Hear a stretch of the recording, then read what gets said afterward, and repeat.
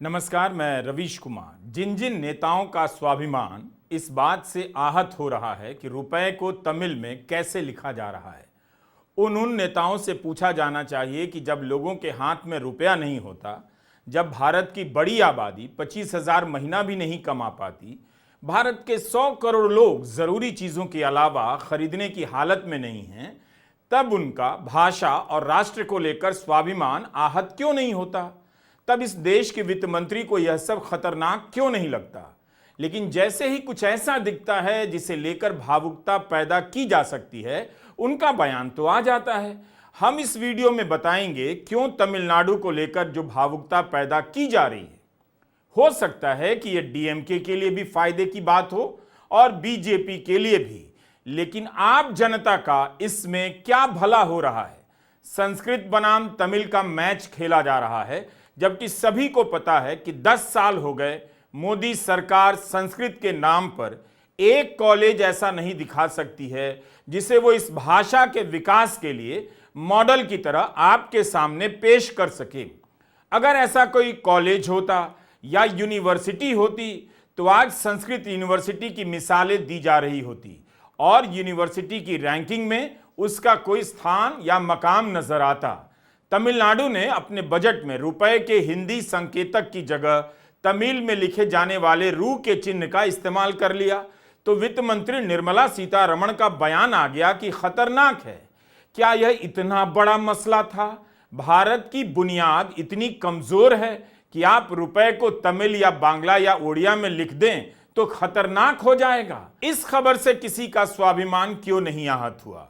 वाणिज्य मंत्री पीयूष गोयल भारत की उन कंपनियों से कह रहे हैं कि उन चीजों का पता लगाइए जो आप चीन से मंगाते हैं और उसे अमेरिका से भी मंगाया जा सकता है। भारत चीन से 100 अरब डॉलर का आयात करता है, उसकी तुलना में आयात का आंकड़ा बहुत ज्यादा कम है। चीन से आने वाली सस्ती चीजों के दम पर भारत अपना उत्पाद बनाता है और फिर अमेरिका सहित दुनिया भर में निर्यात करता है। तो क्या आप सरकार ट्रंप को खुश करने के लिए कंपनियों के हाथ मरोड़ने जा रही है कि आप अमेरिका से आयात कीजिए और भारत में असेंबल कर फिर से अमेरिका निर्यात कीजिए? भारत का फार्मा सेक्टर चीन से सॉल्ट का आयात करता है और दवा बनाने के बाद अमेरिका निर्यात करता है। चीन से भारत का फार्मा उद्योग 70% सॉल्ट आयात करता है। अमेरिका के दवा बाजार में 35% हिस्सेदारी भारत के फार्मा सेक्टर की है। क्या भारत ट्रंप की खुशी के लिए फार्मा सेक्टर की इस कामयाबी की बलि देने जा रहा है? इंडियन एक्सप्रेस की इस रिपोर्ट पर बहस होनी चाहिए कि आखिर सरकार ट्रंप के दबाव में क्यों आती लग रही है। क्या यह देश अमेरिका में अदानी पर चल रहे मुकदमे की कीमत चुका रहा है? अगर नहीं तो इतना डरा सहमा क्यों नजर आ रहा है? यह बड़ा मुद्दा है और सवाल है। सवाल यह नहीं कि तमिलनाडु ने रुपए को कैसे लिख दिया। चीन का मोबाइल ऐप बंद कर रहे थे लेकिन चीन से आयात बढ़ाते गए। कभी खुलकर नहीं बताया कि आपका आत्मनिर्भर भारत क्यों फेल कर गया। अब अमेरिका धमका रहा है तो अमेरिका से आयात करने के लिए कह रहे हैं। भारत की कंपनियों की यह हालत हो गई है कि उन्हें कहां से आयात करना है अब सरकार बताएगी। इस बजट में मोदी सरकार ने न्यूक्लियर डील की उपलब्धि को खत्म कर दिया।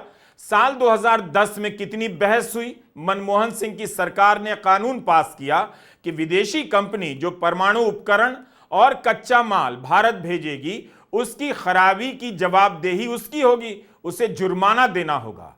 मोदी सरकार ने इस शर्त को हटाने की बात कर दी है। क्या इससे भारत का, बीजेपी का, आरएसएस का, गोदी मीडिया का स्वाभिमान आहत नहीं होता? फरवरी में ट्रंप से मिलने जाने से पहले ही मोदी सरकार ने ऐलान किया। बीजेपी ने कभी देश को नहीं बताया कि उसकी राय कैसे बदल गई। न्यूक्लियर डील के समय बीजेपी ने मनमोहन सिंह सरकार का साथ दिया कि अमेरिका की कंपनी जो सामान देगी उसके सही होने की जवाबदेही भी उसकी होगी। तब तो बीजेपी का तर्क था कि मनमोहन सिंह की सरकार विदेशी कंपनियों पर नकेल नहीं कस रही, जबकि हमारे सामने भोपाल गैस कांड का उदाहरण है। 2011 में जापान में आई सुनामी के बाद दुनिया भर में परमाणु सुरक्षा को लेकर बातें चलने लगी। उसी संदर्भ में संसद में भी बहस हुई और एनडीए ने मांग की कि नियम सख्त बनाए जाएं। उसके बाद 2012 में बिल में यह खंड जोड़ा गया और बाकी देशों के मुकाबले भारत में परमाणु सामग्री भेजने वाली कंपनियों पर अतिरिक्त जवाबदेही बनाई गई। 2015 में ओबामा के दौरे से पहले मोदी सरकार ने कहा था इस कानून में कोई बदलाव नहीं होगा, तो क्यों बदल दिया गया? 2015 में वही मोदी कह रहे हैं कानून नहीं बदलेंगे, 2025 में कानून बदल देते हैं और मोदी कुछ कहते भी नहीं। इन बातों से देश का स्वाभिमान आहत नहीं होता? किसी को पूछना चाहिए, लेकिन कहीं कोई बहस नहीं। देश के रेल मंत्री अश्विनी वैष्णव मस्क के स्टारलिंक के स्वागत में ट्वीट कर देते हैं और कुछ देर के बाद डिलीट कर देते हैं। स्वागत करने वाले पहले मंत्री वैष्णव थे और डिलीट करने वाले आखिरी मंत्री वैष्णव। बाकी मंत्री इस पर बोलने ही नहीं आए। उनकी भावनाएं क्या आहत होने के लिए इन दिनों तमिलनाडु की सैर पर गई हैं? स्टारलिंक और मस्क को लेकर क्या समझौते हो रहे हैं? कांग्रेस राष्ट्रीय सुरक्षा से जोड़कर सवाल पूछ रही है। इन सब पर कोई जवाब नहीं। लगता नहीं कि देश में कोई मंत्री है, लेकिन जैसे ही तमिलनाडु ने तमिल में रुपए को लिखा, वित्त मंत्री बयान देने आ गई। क्या इसलिए कि इसमें भावुकता पैदा होगी, ध्यान भटकाने का एक और सुनहरा मौका हाथ लग जाएगा और थीम एंड थ्योरी पर लेकर लोग फेसबुक पर पोस्ट लिखने लग जाएंगे। निर्मला सीतारमण के बयान के जवाब में डीएमके नेताओं ने वित्त मंत्री निर्मला सीतारमण का पुराना ट्वीट निकाल दिया, जिसमें वे खुद भी तमिल में उस वर्ण का इस्तेमाल कर रही हैं जिसे डीएमके सरकार ने अपने बजट में किया है। फिर यह भी निकाल कर लाया गया कि ओडिशा की बीजेपी सरकार भी रुपए को हिंदी की जगह अपनी भाषा में लिख रही है। बात यह है कि रुपए के लिए एक संकेत चिन्ह है, जैसे डॉलर के लिए है, यूरो के लिए है। इसके बाद भी कोई पैसे के लिए अलग चिन्ह का चुनाव कर ही ले, तो इसे लेकर भावुकता पैदा करने का क्या मतलब है? आप नजर घुमाइए या गर्दन घुमाइए या पूरा शरीर घुमा घुमा कर चारों दिशाओं में देखिए, जहां जहां भावुकता पैदा करने की गुंजाइश है, बीजेपी के नेता, मुख्यमंत्री और मोदी सरकार के मंत्री सक्रिय नजर आते हैं। लोगों की जेब में रुपए नहीं और इन्हें बात चुभ गई कि किसी ने रुपए को कैसे लिख दिया। तमिलनाडु में डीएमके की सरकार है, इसके पहले अन्ना द्रमुक की थी। बिहार में 2005 से नीतीश कुमार की सरकार है, जिसमें लंबे समय तक बीजेपी साझीदार रही है। मध्य प्रदेश का उदाहरण भी लेते हैं, यहां भी बीजेपी की सरकार 2003 से है। 2020 में एक साल के लिए कांग्रेस की सरकार बनी, मगर उसे गिराकर बीजेपी ने अपनी सरकार बना ली। यूपी में योगी आदित्यनाथ 2017 से मुख्यमंत्री हैं, लेकिन वे अपनी सरकार को डबल इंजन की सरकार कहते हैं। मतलब केंद्र में प्रधानमंत्री मोदी की सरकार को भी यूपी के खाते में शामिल करते हैं। आप खुद देख लीजिए कि तमिलनाडु की बराबरी तीनों राज्य कर सकते हैं क्या? डबल इंजन की सरकार तीनों राज्यों में है। इतने लंबे समय तक राजनीतिक स्थिरता के बाद भी इन राज्यों में तरक्की कितनी हुई, नौकरियां कितनी पैदा हुई, इसे लेकर ईमानदार बहस करने की जरूरत है। हमने नीति आयोग और अन्य स्रोतों से 2023-24 का आंकड़ा लिया। मुख्यमंत्री एमके स्टालिन ने ट्वीट किया है कि तमिलनाडु की प्रति व्यक्ति आय 2,78,000 रुपए है। नीति आयोग के अनुसार मध्य प्रदेश की प्रति व्यक्ति आय 1,42,556 रुपए है। बिहार की प्रति व्यक्ति आय 60,337 रुपए है। उत्तर प्रदेश की प्रति व्यक्ति आय 93,514 रुपए है। यूपी, बिहार और मध्य प्रदेश को दक्षिण की तरफ से अगर चुनौती मिल रही है तो इसे स्वीकार करना चाहिए। पिछले 5 वर्षों में भारत की जीडीपी में तमिलनाडु का योगदान 8.7% से 9.2% के बीच रहा है और बिहार का करीब 3% ही। आबादी के हिसाब से बिहार तमिलनाडु से बड़ा राज्य है। बिहार की आबादी तमिलनाडु से करीब 5 करोड़ ज्यादा है। फिर भी जीडीपी में बिहार का योगदान इतना कम क्यों है? क्या इसका मतलब यह नहीं हुआ कि बिहार में मानव संसाधन अपनी क्षमता से काफी कम उत्पादन कर रहा है? आखिर क्यों बिहार की जनता उन अवसरों तक नहीं पहुंच पा रही है जहां तक दूसरे राज्य पहुंच गए? प्रति व्यक्ति आय के मुकाबले में भी तमिलनाडु महाराष्ट्र से आगे निकल चुका है। गुजरात और कर्नाटक की प्रति व्यक्ति आय 3,30,000 से अधिक है। ये दोनों राज्य तमिलनाडु से आगे हैं। लेकिन यूपी, बिहार और मध्य प्रदेश, जो हिंदी भाषी प्रदेश कहलाते हैं, कब तक पीछे चलते रहेंगे?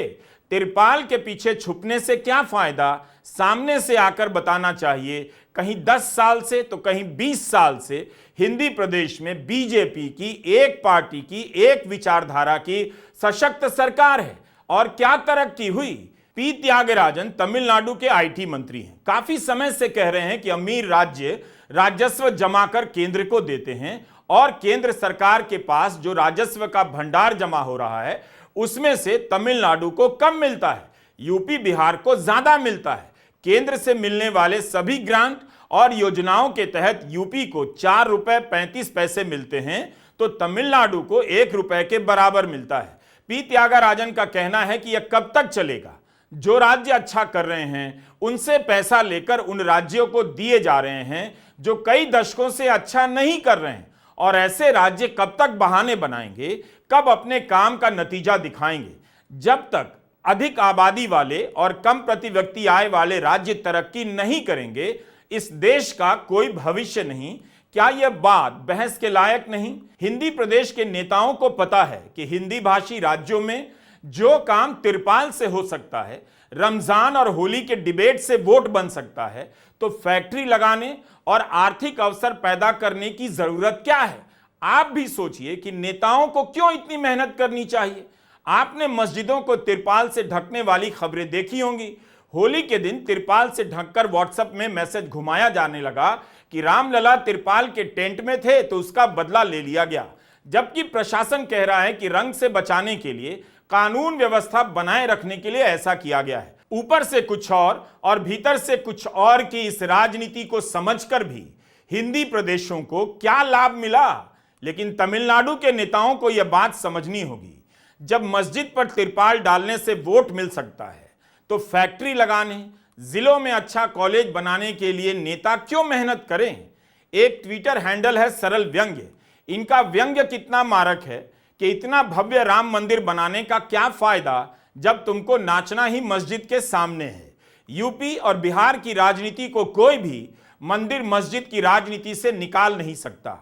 जब निकालेगा तब निकालेगा, लेकिन 10-10 साल 20-20 साल इसकी राजनीति में चले जाएंगे तो कहां से इन प्रदेशों का विकास होगा। हिंदी प्रदेशों के जिलों में जाइए, उनके कॉलेजों की जो हालत है, उनमें से मस्जिदों के आगे डांस करने वाले लड़के ही निकल सकते हैं, उससे ज्यादा की उम्मीद नहीं की जानी चाहिए।